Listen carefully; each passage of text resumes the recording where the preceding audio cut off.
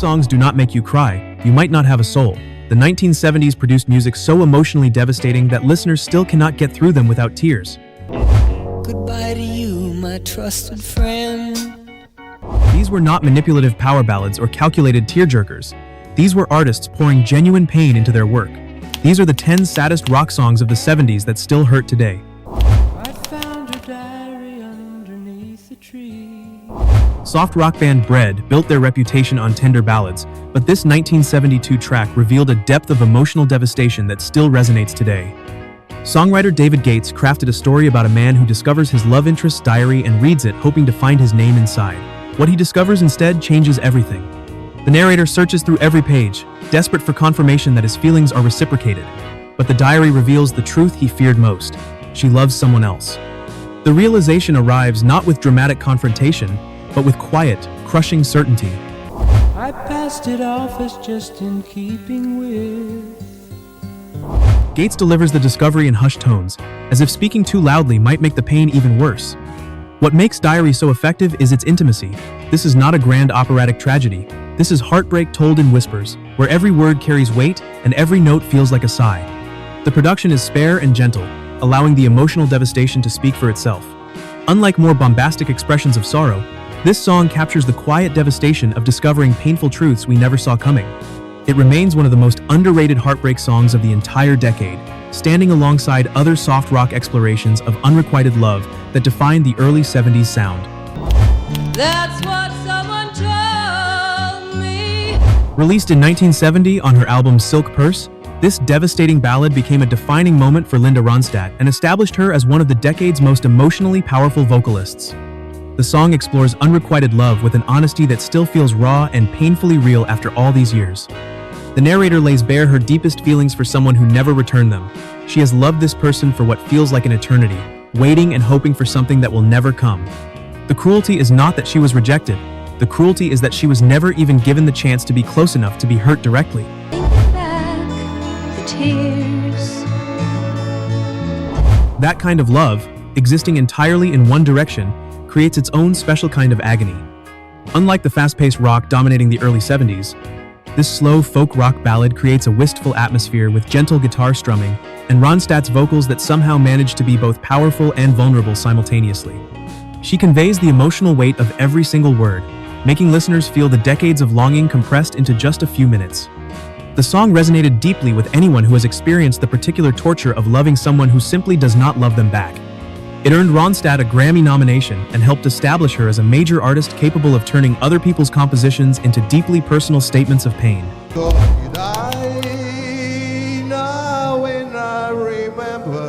This haunting song has a complicated history that adds layers to its melancholy.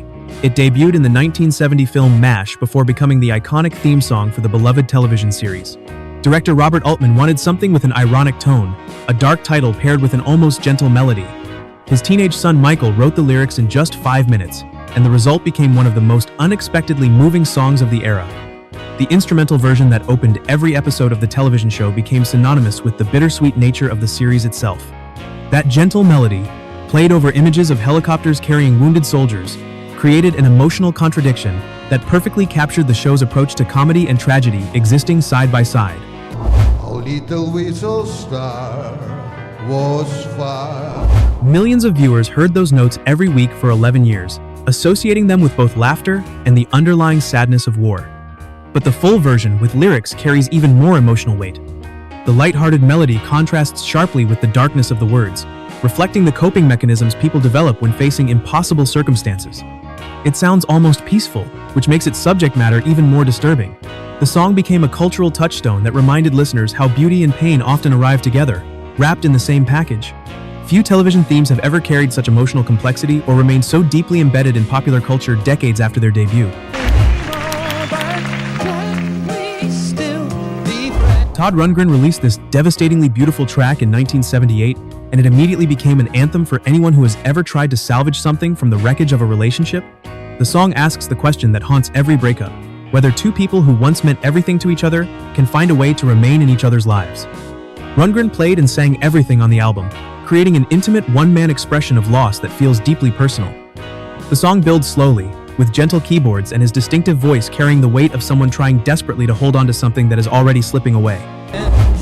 One by one, before you know. The melody is deceptively pretty, disguising lyrics that cut straight to the bone. His multi-layered production created a sound that was both lush and lonely, reflecting the contradictions inherent in trying to maintain connection after romantic love has died. The most heartbreaking moment comes after the lilting chorus, when Rundgren seems to accept that the answer to his question might be no. The hope in his voice makes the underlying sadness even more painful. He wants so badly to believe that love can transform into friendship, that all those shared experiences do not have to disappear completely. Robert Palmer later covered the song almost note for note, proving that this particular sadness was universal enough to transcend any single artist's interpretation. The song remains a staple for anyone navigating the impossible territory between ending a relationship and erasing someone from your life entirely.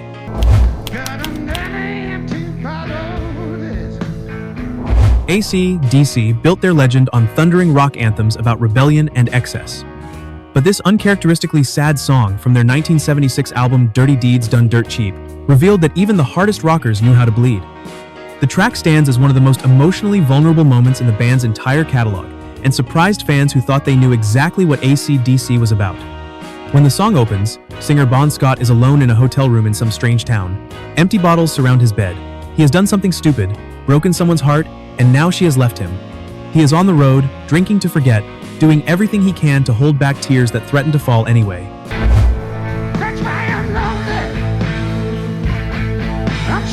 The slow, bluesy riff matches his emotional state perfectly, dragging along like someone too tired to pretend things are okay. Scott's delivery is raw and honest, stripped of the swagger that defined most of the band's work. He sounds genuinely hurt, genuinely lost, genuinely human. The song stretched past 6 minutes, giving listeners time to sit with the sadness rather than rushing through it. The guitar work from Angus and Malcolm Young is restrained and mournful, supporting Scott's vocals rather than overwhelming them. The song became even more poignant after Scott's death in 1980, transforming into an unintentional epitaph for a man who lived hard and left too soon. It proves that vulnerability can exist even in the loudest corners of rock and roll. I fell in love with you. The Carpenters released their heartbreaking version of this song in 1971, transforming a Bonnie Bramlett composition into one of the decade's most devastating expressions of loneliness and abandoned love. Karen Carpenter's voice, simultaneously delicate and powerful, turned every word into a confession of pain that still resonates today. The song tells the story of a woman who had a brief encounter with a musician, someone who made her feel special for one night before disappearing back into his touring life. She waits by the radio, hoping to hear his voice, clinging to memories of someone who has probably forgotten she exists. The loneliness is not dramatic.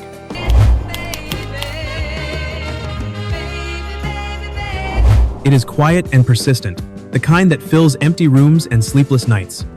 Karen Carpenter's performance combines vulnerability with a poignant interpretation that captures exactly how it feels to love someone who is not there. The production is lush but restrained, never overwhelming the emotional core of the song. Richard Carpenter's arrangement created a sonic landscape that felt both intimate and expansive, surrounding his sister's voice with orchestration that enhanced rather than competed with her delivery. It reached number 2 on the Billboard Hot 100 and further established the Carpenters as masters of soft rock ballads with genuine emotional weight. The song remains timeless, speaking to anyone who has ever waited for someone who was never coming back. Do you remember the first time you heard Karen Carpenter sing this song? Blue skies from pale. Pink Floyd released this haunting masterpiece in 1975 as both the title track and emotional centerpiece of their album about absence, loss, and the music industry's destruction of creative souls. The song was written primarily about former bandmate Syd Barrett, whose mental health deterioration had forced him out of the group years earlier. The track opens with acoustic guitar that sounds like it is being played through an old radio, creating an immediate sense of distance and nostalgia. When the full band enters, the production remains intimate despite its scope. David Gilmour's vocals carry a weariness that suggests years of wondering what might have been, of missing someone who is technically still alive, but forever unreachable.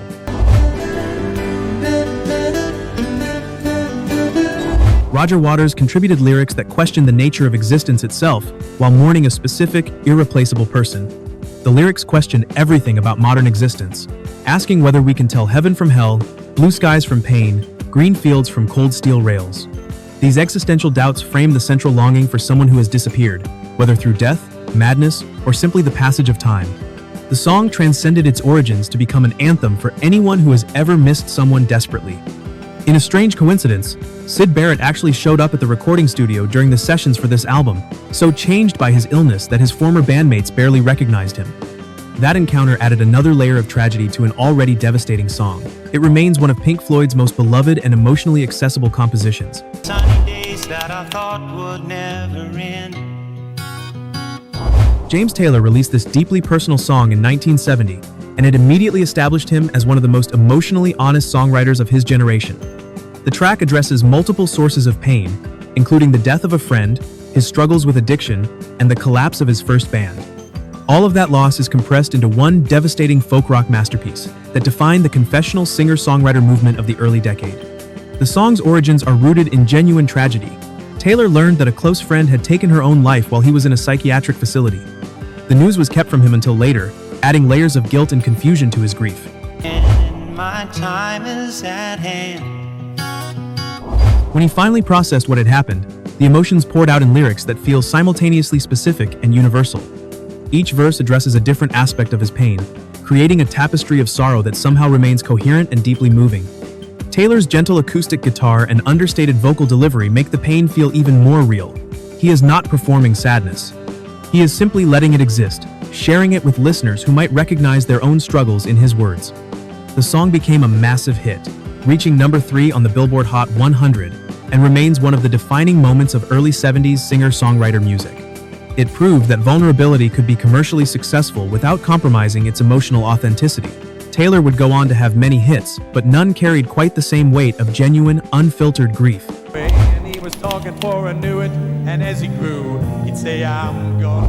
Harry Chapin released this devastating narrative song in 1974, and it became one of the most emotionally impactful tracks of the entire decade. The song tells the story of a father who is always too busy for his son, missing birthdays and milestones while promising they will spend time together later. Later never comes, and the consequences are crushing. The genius of the song lies in its structure. Chapin follows the relationship through years, showing how the boy idolizes his father despite the constant absences. The child keeps saying he wants to grow up to be just like dad. And in the final verse, that wish comes horribly true. The grown son is now too busy for his aging father, politely declining invitations with the same excuses he heard throughout his childhood. Not today, I got a lot to do. He said, that's okay, and they walked away. The melody is deceptively pretty, disguising lyrics that cut straight to the bone. His multi-layered production created a sound that was both lush and lonely, reflecting the contradictions inherent in trying to maintain connection after romantic love has died. The most heartbreaking moment comes after the lilting chorus, when Rundgren seems to accept that the answer to his question might be no. The hope in his voice makes the underlying sadness even more painful. He wants so badly to believe that love can transform into friendship, that all those shared experiences do not have to disappear completely. Robert Palmer later covered the song almost note for note, proving that this particular sadness was universal enough to transcend any single artist's interpretation. The song remains a staple for anyone navigating the impossible territory between ending a relationship and erasing someone from your life entirely. Goodbye to you, my trusted friend. Taking our top spot is a song that became a worldwide phenomenon in 1974, topping charts in more than a dozen countries and becoming one of the decade's most emotionally overwhelming hits. Terry Jacks adapted it from a French song by Jacques Brel, transforming it into an English-language farewell that still has the power to reduce listeners to tears. The song is essentially a dying man's goodbye to everyone he loves. He addresses his father, his best friend, and the woman he loved, saying farewell to each with a mixture of gratitude and sorrow. The simplicity of the sentiments makes them more powerful, not less. These are the things we all want to say to the people who matter most, and hearing them expressed so directly hits something primal. Each verse builds on the previous one, creating an accumulating weight of emotion that becomes almost unbearable by the song's conclusion. Goodbye, Papa, please pray for me. Critics have both praised and attacked the song over the years. Some find it overly sentimental, too simple, too manipulative in its emotional appeals, but those criticisms miss the point. Sometimes, simplicity is exactly what grief requires. The song captures the impossible task of saying goodbye when goodbye means forever. It balances life's fleeting joys with the inescapable reality that everything ends. Rod McEwen had translated the original French lyrics into English years earlier, but it was Jacks who found the arrangement and delivery that would connect with millions of listeners around the world. Seasons in the Sun remains an enduring piece of 70s culture, a song that continues to evoke reflection and nostalgia among listeners who remember exactly where they were when they first heard it. It proves that sometimes the saddest songs are the ones that refuse to hide behind complexity, that simply state the truth we all fear most. The song sold millions of copies worldwide and made Terry Jacks a star, though he would never again achieve such commercial or emotional heights. Some songs are simply meant to exist as singular statements, capturing a feeling so perfectly that repetition becomes impossible. Who knows the cause? These artists created safe spaces where listeners could feel their own grief, their own loneliness, their own regret without judgment. The songs became companions during the darkest moments, proof that someone else understood exactly how it felt. Which of these songs still makes you cry? Which 70s heartbreak anthem did we miss? Tell us in the comments and share this with someone who understands that sometimes the saddest songs are the ones that make us feel most alive.